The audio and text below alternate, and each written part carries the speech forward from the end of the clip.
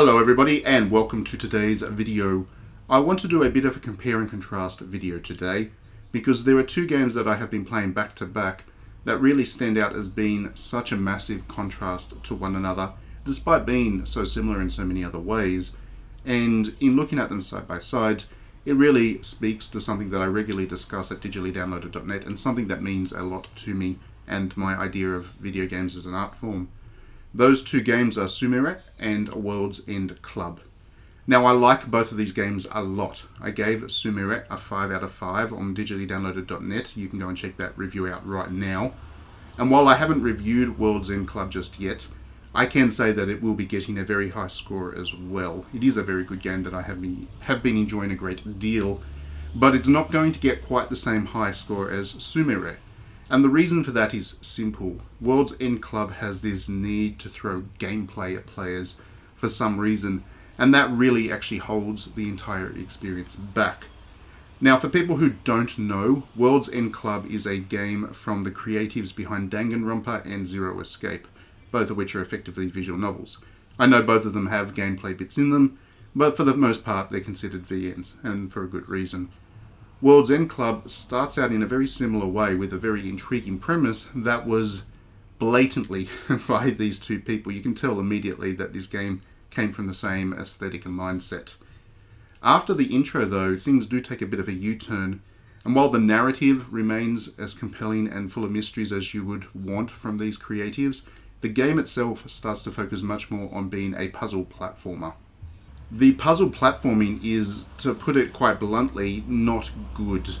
The game is very demanding in terms of its willingness to give players a game over screen. It requires them to be quite good with the platforming and quite quick with the thinking at times as well with the puzzle side of things. But for a game that is like that, it controls very, very loosely indeed, and with a single hit resulting in a KO, as you will see in the footage that you're watching as you listen to this video, it's quite easy to get game over after game over after game over. But worse than just the mechanics of it and the construction of the platforming, the game also does a really terrible job in giving players cues on how to solve many of its puzzles. Some of those puzzles are quite clear, like when you have to slide blocks around to give yourself room to climb up onto ledges and stuff. Those kinds of puzzles are so standard these days that it's quite obvious what you need to do. But at other times, and generally when it comes to dealing with the game's enemies, this game can be shockingly obtuse, and one of the reasons that I did face so many game over screens as I was playing this was because there was only really trial and error as a option for solving the monster driven puzzles in this game. You'd have to try something, get a game over screen, try something else, get a game over screen, and do it again and then again and again. You'd eventually arrive at the solution and the path past the enemy, but even then it wasn't so much an aha moment as, oh, so that's how you do it. There wasn't that kind of sense that you've solved a puzzle when you defeated these enemies or you made your way past them. It was more you just realized that that's what the game wanted you to do. The storytelling, however, is absolutely spectacular. It's amazing storytelling. The characters are all interesting and mysterious. The plot is full of twists and turns. There's heaps of humor. It's a very funny game whenever it's not trying to kill you. And basically everything that you love about Danganronpa and Zero Escape is there. So in the end, I ended up stomaching the platforming bits, even though I wasn't finding them particularly interesting, engaging, and I was finding them quite frustrating and far too long.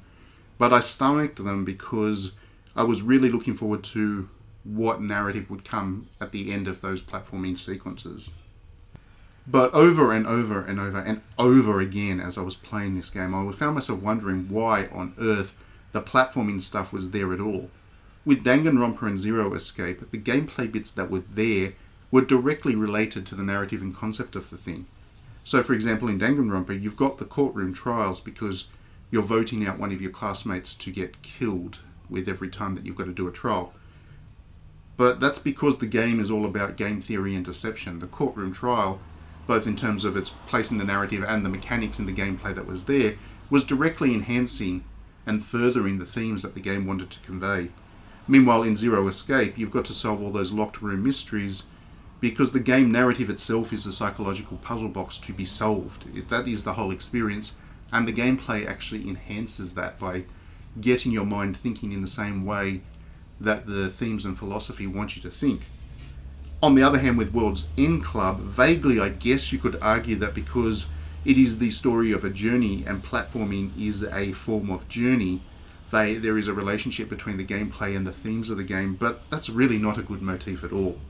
For one thing, platforming is inherently limited in scope. You're travelling very small distances per level, where World's End Club is much more about a very long journey across the breadth of Japan. But also, secondly, what happens in the platforming is executed poorly with relation to the narrative in this game. So the platforming bits are very rarely connected to the rest of the experience in anything but a very vague way. It very much feels like the developers just put those things in there, put the platforming in there, because they felt like their game had to have gameplay in it. Meanwhile, to look at the other game that I'm talking about in this video, Sumire is also a very narrative intensive game. Just like World's End Club, the whole point of this game is you're playing it for the narrative. The difference is that Sumire, it was brave enough that it didn't feel the need to put gameplay in there in such an obvious and overt way.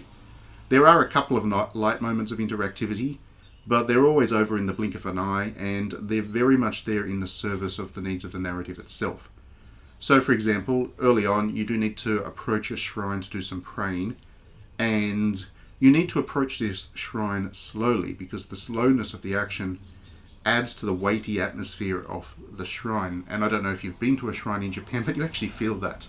I always find myself walking quite slowly around shrines because they have a gravitas to them, a depth, or a kind of spiritual weight, and the game wanted to recreate that within its experience. How do you stop players, or how do you encourage players to move slowly via gameplay? Well, in this case, they had these crows attack the player, which didn't hurt them. There was no risk to kind of getting the game over, but it did force you to move slowly ever so often. Otherwise, you would be sent back to the start of the level because the crow would catch you. And yeah, it was kind of like a Simon Says thing, where you just needed to stop moving when the crow attacked, and then start moving again once the crow moved on. It was a very effective, simple way of slowing the player's movement down, and it goes to the entire experience of Sumire. The whole game is very much like that. The gameplay isn't there to challenge you. It's there to make you connect better with the character and the worlds and the experiences that she is having. So it seems weird to say this, I know, and I know there's going to be downvotes on this video in it for me because people get weirdly defensive about this topic. But not every video game benefits from having a traditional gameplay structure to it. This has been a common debating point ever since the walking simulator and visual novel became big deals in the West. So it's not a topic that's new by any means. But you can actually see it back to back with both of these games that have just been released. You can get them on your Switch, you can play them back to back, and you can see that they're both entirely narrative-driven experiences about youth and so on. They have very different themes and tones, and one is weird and crazy and fun, while the other one is quite deep and kind of sorrowful. But they do have they have points of similarity in that they are entirely narrative-driven. But where one felt the need to press gameplay bits into it, the other didn't.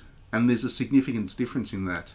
And by doing that, one comes across as very confident with their narrative, while the other one feels like it is less focused. And surprisingly enough, the one that comes across as being narrative confident or confident in the narrative is the one that is the richer experience. You have a richer experience with Sumire because it is focused, because it doesn't force you to do gameplay bits which just distract you from the narrative. It is a much more mature game. Now, of course, there are plenty of games out there where gameplay is absolutely essential to the experience.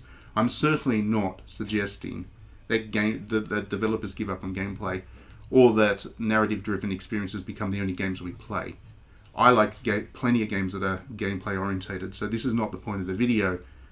The point of the video is just to say that for those very few games which really are designed as a pure narrative experience, I would much rather see developers back themselves with their story, actually have the confidence to say, we don't need gameplay in this, we don't need to put platforming bits into World's End Club, we have a great story, let's just let it sit on its own merits. I would imagine that I would respond better to World's End Club if it didn't have those platforming bits. Now, with that said, again, as I said at the start of the video, I am going to give this game a very good review because the narrative is really that good. that I was able to sit through the gameplay bits. If I thought the narrative wasn't worthwhile, I would not be playing the game at all. I would just have given up pretty early on. So anyway, that's enough for this video. Do check out my reviews when they're up on digitallydownloaded.net. As I mentioned, Sumire's video is already up there. Review is already up there. I've also got an interview with the developer as well. I really did like that game and I went all in with it. But yeah, if you did enjoy this video, please do click that like and subscribe button. That way you will get all of my videos as I throw them up. And if you do want to support what we do here at digitallydownloaded.net, you can do so by backing us on Patreon. You can do so for as little as $1 a month or more if you're feeling generous. And there is something in it for you as well. We produce a really lovely 48-page digital magazine, which is a bonus for every Patreon backer. It only goes to Patreon backers. It's not available otherwise. That is my way of saying thank you for your support, because your support is absolutely essential in helping me to grow what I'm doing here. So thanks again. Have a great day. We'll see you at the next video.